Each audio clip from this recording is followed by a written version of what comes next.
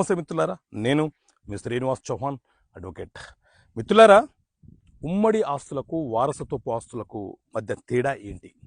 ఉమ్మడి ఆస్తులు అంటే తండ్రి బ్రతికి ఉన్నప్పుడు తండ్రితో పాటు కుమారులు అందరూ, లేకపోతే తండ్రి చనిపోయిన తర్వాత కుమారులు అందరూ కష్టపడి ఒక వ్యాపార సంస్థ నుంచి వచ్చే లాభాల ద్వారా ఏదైనా ఒక ప్రాపర్టీ కొనుగోలు చేసి ఏ ఒక సోదరుడి పేరు మీద రిజిస్ట్రేషన్ చేసుకుంటే ఆ సోదరుడు మనకు వాటా ఇవ్వలేని పరిస్థితిలో ఉన్నప్పుడు మనము న్యాయస్థానంలో కేసు ఫైల్ చేసి వాటా అడిగే హక్కు మనకు ఉంటుంది. అది ఉమ్మడి ఆస్తి అని అంటారు మిత్రులారా. ఈ ఉమ్మడి ఆస్తిలో ఎవరైతే వాటా కోరుతూ కేసు ఫైల్ చేసినారో వాళ్ళు ఇది ఉమ్మడి joint family property, joint income ద్వారా కొనుగోలు చేసిన ప్రాపర్టీ అని ప్రూవ్ చేసుకునే బాధ్యత వాళ్ళకు ఉంటుంది మిత్రులారా. అదేవిధంగా వారసత్వపు ఆస్తి అని అంటే వారసత్వంగా అంటే తాతల నుంచి మన తండ్రులకు, మన తండ్రుల నుంచి మనకు